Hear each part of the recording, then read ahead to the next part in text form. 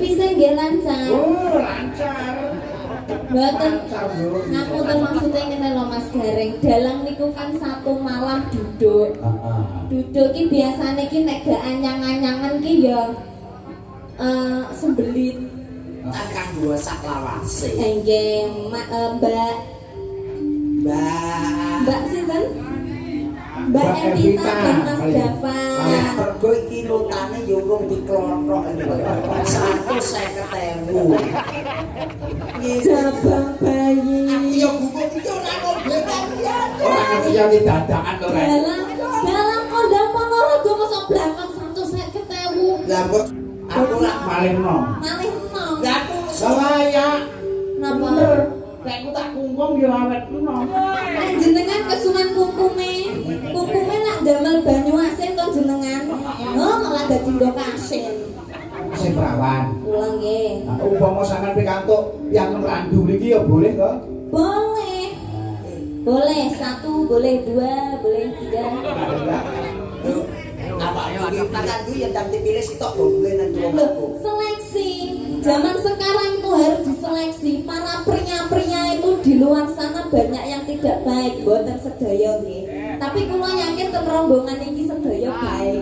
Sedaya kan setingi insyaallah iki ditata wong tuwa ya kepenak. Ya, iki sopan santun gandes luwes ngerti marang wong nom ngerti marang wong tuwa. Atus Mbak Sela. Kang Gareng.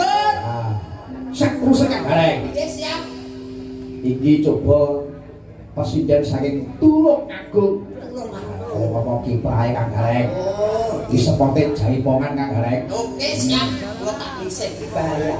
Soale Tulung Agung ki nggone reok jaranan. Ya. Kula lek mboten risih iku malah mboten ampe mulai selentak dadi gawe. Monggo sowanipun Mbak Hani Ku Suma Sabto Argo. Yo. Oh.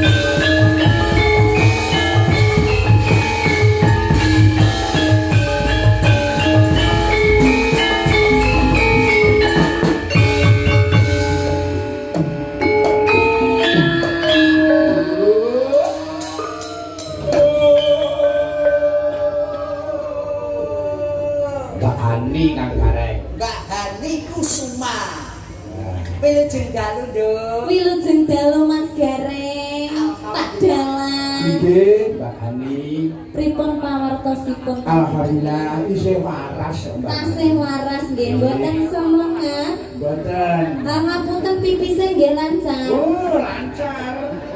Mboten. Ngapunten maksudnya ngene lho Mas Gareng. Dalang niku kan satu malam duduk. Duduk ki biasane ki nek gak anyang-anyangan ki ya sembelit. Mulane yo tak retakne pipise lancar napa mboten? Yo jelas lancar. Wong jenenge paribasane Pak Dalang iki mertopo ndedonga muga-muga kajane iso tekan. Mula direwangi ora makan, direwangi ora ngombe, direwangi ora ngomong. Lah ngono kuwi nek misale kepepet banget ngoten pripun Pak Dono? Ya ditu Islam lho. Nek kepepet ki di anu lho semayani. Disemayani saged. Oh kena. Lah umpami nek disemayani saged umpami dititipne ngoten nggih saged. Belum. Oh iki kadang nutur jangan iki tak nutur sirahe. Iki pani-pani bahaya.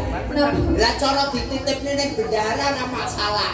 Upamane dititipne nek kowe iki terus dadine kaya apa? Loh, ya aku ora ngomong nek dititipne. Malah ngono. Ya kudune ora gelem kok. Kok iso malah ngomong-ngomong. Mbane kadung ora ngerti. panuto aku lho. Sing hapus-hapusane penak iki najan hapus-hapusane angel pasamu kok. Ngono kuwi ta. Berarti ora kena dititipi ya. Ora kena. Umpama iki dititipi terus karena aku piye kudune, Mas? Alah, terus ndak nangguri kono pisan ora wayangan ora masalah. Sampeyan sing dalang. Ya, nggih Mbak Hani. Dalam. Menika sowan tenggene Rama Jumani. Rama Jumani kalian Ibu Kati. Betul. Kagungan kersa napa menika Mas Gareng? Mangayu Bagyo ingkang putrinipun temu wahyu ning jojo katentreman menika temu wahyu sepisan kanggo saklawase. Nggih, Mbak sinten? Mbak Evita dan Mas Dapa. Dan Mas Dapa. Nggih, mugi-mugi dados temanten ingkang sakinah mawaddah warahmah. Amin. Langgeng anggenipun bebrayan. Amin. Boten wonten ingkang misahaken awet wonten donya tekan-tekaning belahan. Amin. Mugi-mugi enggal pikantuk momongan ingkang soleh lan soleha. Amin. Mugi-mugi enggal rezeki ingkang kathah barokah. Amin. Kagem Ibu Kati kalian Bapak Jumani. Amin. Matur sembah nuwun sampun nimbali sabtu arga sekeluarga. Dalang Ki Marsudi bawa leksana sak rombenge. Amin. Duk. Iki Sabtu Arga iki sing anyar, mergo iki notane ya urung diklothok. 150.000. Jabang bayi. Ya buku iki ora ngobetan ya. Ora ngerti yang dadakan to, Rek. Dalang kondang Ponorogo mosok blangkon 150.000. Lah mbok sumpah. Mas pintu 5 lho kuwi malah isin aku. Mas, Pati 150.000 iki lho. Mas, proses sinden-sinden ini lo 500, 700 sak yuto. Kone dalang kondang Ponorogo 150. Lah Minyak iki. kowe pengen ngerti. Napa? Jame rego 15 juta ngerti ya. Jame. Jame Mas Marsudi rego 15 juta. Iki 15.000 aku tau duwe ngene iki kecemplung banyu modern. 15.000 kuwi biyen iki 15 juta bane Mas Marsudi. 15 yuto saiki. 15 juta. Motor bit ya, Mas. Iki enak kegunaane gitu. Apa? Malam Jumat lebone nang jero wetengku iso ngorek dhewe. Amin. Ngenyek kowe iki, Rek. Iki masmu selawe lho, Rek. Ya. Tumbas ning pasar malam. Mas Marsudi bawa leksana. Nggih, Mas Marsudi bawa leksana tasik Mas nggih. Nggih. Mas nggih rombongan iki. Dalane tasik enem. Sinden-sindene nggih tasik lencir-lencir. Nyogo-nyogone jek 6. Aku ya barakan yoga-yoga kuwi ya, Pak.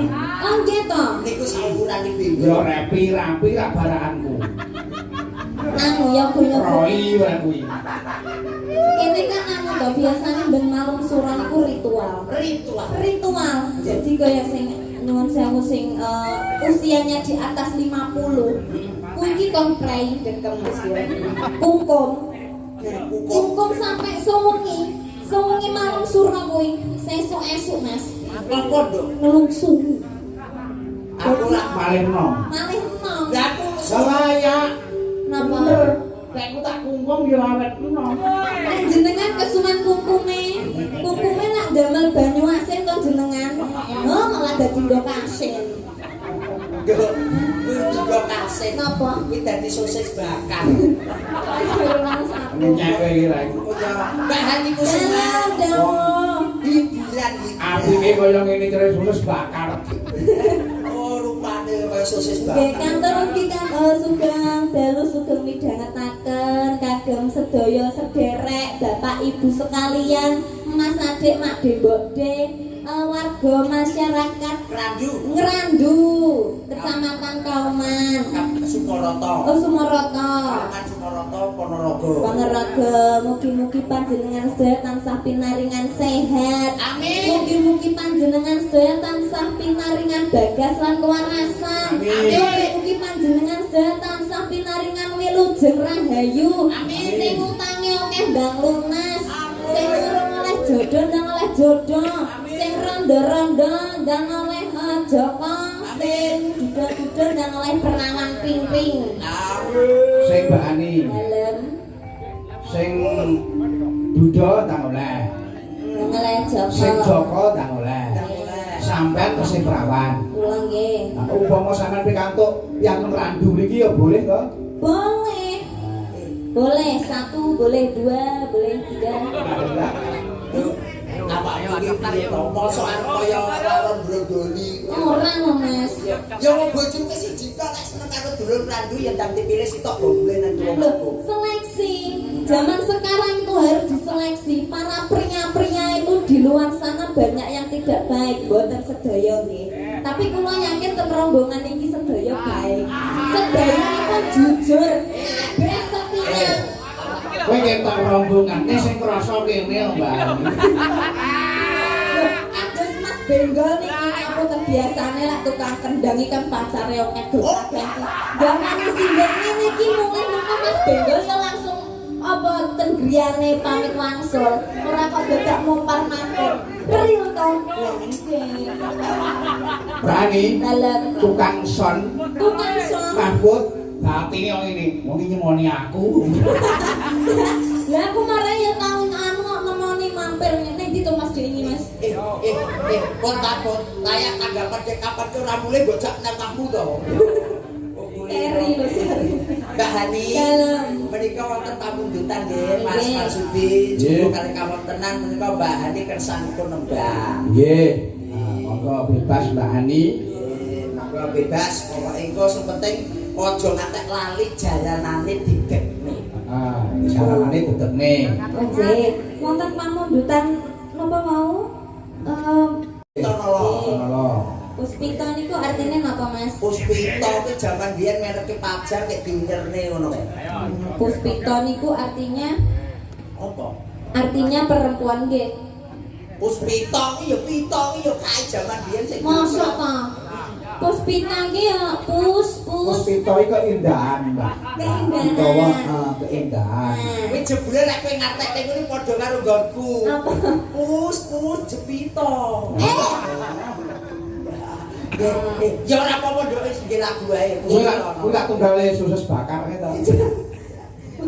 Puspito nolo. Kadang ya wasin. Sosis bakar iki lho nek kok kan bumbu. Kadang yo panas, ora mesti Kadang ya pedes. brindil-brindil.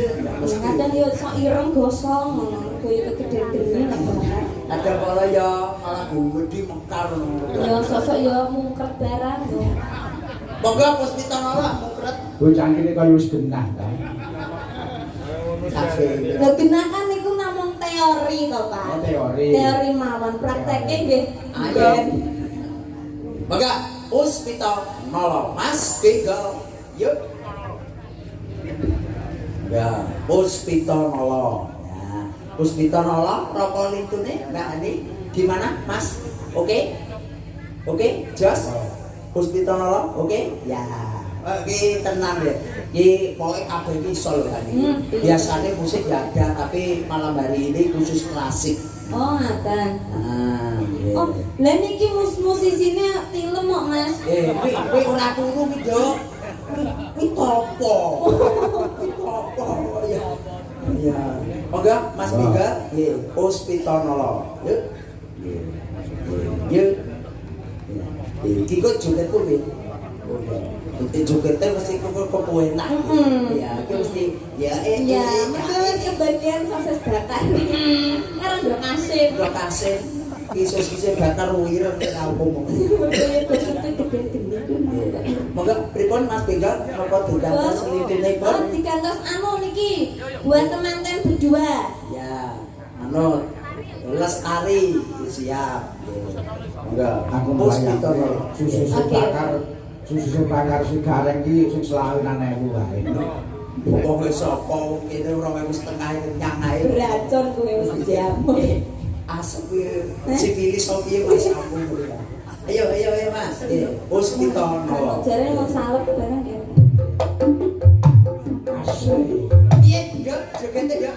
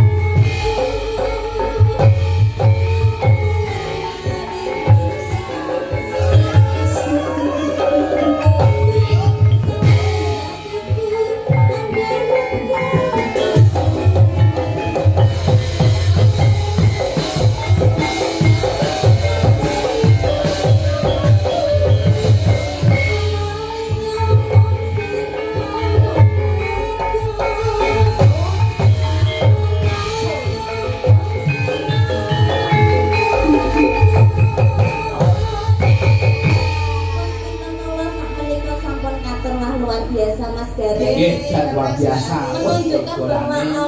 napa yaga-yagane niki kompak, pinter, cakcek, sakset. Niki berarti pikirannya tasih bersih sedaya. Wong tak cerdas kabeh. Cerdas kabeh. Cerdas kabeh. Anu, di sini tuh ndak ada yang namanya pintar, pikiran kotor itu ndak ada. Enek sing rada suwe kuwi mau mergo kukian ngeslop. Ya.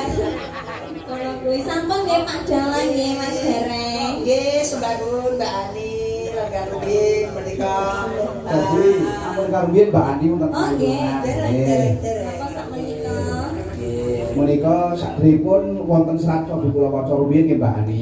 Nggih, siap monggo. Sugeng dalu Pak Dalang sugeng makarya. Semoga lancar sedanipun saking Kang Suyat. Nggih. Matur nuwun panuwun. Nggih, doanipun mugi sukses selalu. Mugi nggih. Wonten malih menika saking Mas Kawit. Assalamualaikum. Waalaikumsalam. Sange nyujud dalu saking dulur dhewe badhe nyuwun gendhing setunggal bajeng loncat kaping kalih ninggal katresnan. Gendhing punika kula kintunaken dumateng Mbak Yu Sisum. Yu Sisum. Ugi Pak Puh Gimin lan Mbah Gito lan ugi kula kintunaken dumateng warga sedaya ingkang wonten dalem. Matur sembah nuwun kagem madange mugi-mugi tansah pirangan sehat lancar rezeki. Amin amin ya rabbal alamin. Nggih matur panuwun Mas Karim mugi panjenengan ugi sukses selalu. Amin amin ya rabbal alamin. Nggih. Tapi Mbak Ani monggo jangan pilih iki ugi wonten pamundutan sesibukan. Napa menangkani Terus mungkin jenengan kan jatil malih. Oh, jatil malih. Kudune nganggo sambel iki sing. Sambel. Sing nek nganggo sambel Mas. Sambel mergane ke mau wis ana sosis karo endok. Nggih. Dadi kaya. Wonten malih wau nggih panyunan anteping ati sambel kemangi jigeleng ya kawula Karang Taruna Eyang Setono. Nggih. Karang Taruna jalukane ya lagu kalak-kalak lho Mas. Pandang Karang Taruna iki biasane wayang-wayang. ya Kok piye saiki yo ora kuntut manggung Sinopati Joto. Nggih, monggo sambel kemangi rumiyin. Sambel pemangi Mbak Ani ya joget untuk nggih kotor nggih. Monggo Mas.